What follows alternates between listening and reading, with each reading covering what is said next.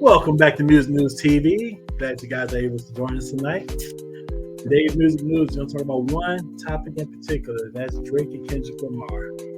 As the dust kind of settling on this battle, we'll see who really is on top here. Right now, it's obvious that Kendrick Lamar is winning the rap battle. He did 4 diss records in comparison to Drake's 2 or 3.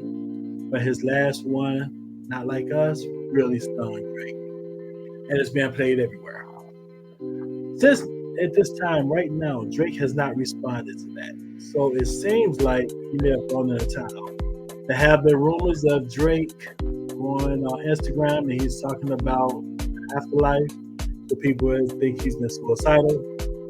But yet, he got some people that's still saying that he's winning. I mean, the guys on the East Coast, like Cameron and those guys from the Dipset, they think that Drake is actually winning this battle. They like his songs a lot better and his lyrics better. Jules Santana as well. Also, surprisingly, one of Drake's, co-residencies out there in Canada. What's his name that had who was that guy named in the shootout with Meg Thee Stallion? Not shootout, but Tory Lanez. That's right. So Tory Lanez said as of recently that he thinks Drake has won this battle so far. And the game has stepped in on his behalf and bringing against him against Rick Ross. That'd actually be a good battle game against Rick Ross. That'd be kind of funny, actually. But nonetheless, back to the topic at hand. Drake looks like he's down right now, but this battle isn't over yet. Not until one of them say it's actually over. Now, there has been talk that Drake had been talking to his higher up at his music label. And that's supposed to have been some kind of call with him and Kendrick Lamar to tell him to cool down. And they actually are saying that they want Kendrick to go on live stream and apologize, or go on the internet and apologize for calling Drake a pedophile, or a pedo as they call him. Of course, I don't think that's accurate saying that Drake is that, but this is battle rap. You can call anybody any kind of name in a battle rap, how that goes. But that is a serious charge. So nobody wants their reputation.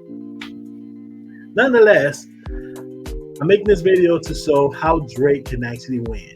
Okay? Now, keep in mind, this is not over. I want to make that clear. It's not over until one of them say it's actually over. Okay? And from the way Drake has been doing things, he's strategic just as much as Kendrick Lamar is. He might pop out next week or even tonight with a whole new song and bringing things back on that energy. Nonetheless, we have to wait and see. But in the meanwhile, I just want to talk about this battle in particular, how Drake can win. Okay, here we go. Now, first of all, we have to define Drake as, let's say, an R&B artist and a rapper, which means that he got 2 different demographics that he caters to. Kendrick, on the other hand, is a serious hip-hop lyricist. This guy has a Pulitzer Prize Award. Okay, so he's a wordsmith. In my opinion, that's an unfair battle when it comes to actual hip-hop rap, hip-hop battle. Kendrick should obviously win that, and which he's doing right now. So, but let's talk about how Drake can come back and win this thing. Let's go to these 2 guys. Remember these 2 guys were battling? Nas and Jay-Z. Jay-Z, at the time that this battle kicked off, he had #1 hits all over the place. And he had great songs on the radio. And then you had Nas, who had a reputation for being a stone lyricist. They went back and forth a little bit, and then, of course, Nas dropped Ether, and that did a lot of damage to the Rockefeller brand, and they say that he won against Jay-Z. Let's go into this one. Now, back in the late 80s, this was pretty big because LL Cool J was very similar to what Drake is now. He was a rapper that the ladies liked, and at the same time, he had that hip-hop crowd in his pocket. Kool Moe Dee, on the other hand, was an underground hip-hop lyricist that was known for the battle rap circuit and winning. Obviously, on this one, Kool Moe Dee won the battle. Okay. Now, this is how Drake can win. Here we go. Drum roll, please. Drake modeled himself after LL Cool J. which he pretty much got the same kind of track record he got already. He got hit songs on the radio.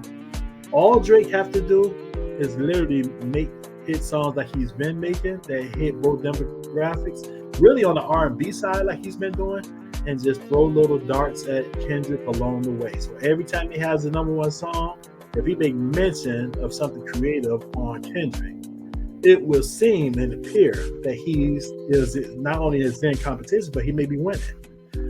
Kendrick, on the other hand, keep in mind, he makes an album every few years. He makes classic albums. He will strike back, but it'll be probably years in between. So that's how Drake can take the advantage there. In my opinion, if Drake do that, he will sway his audience and be back on top as to how people actually know him to be. And Drake will actually recover his name. All he has to do right now, in my opinion, literally just don't say nothing for about 2 or 3 months. If he's quiet for about 2 or 3 months, he'll be okay. Now,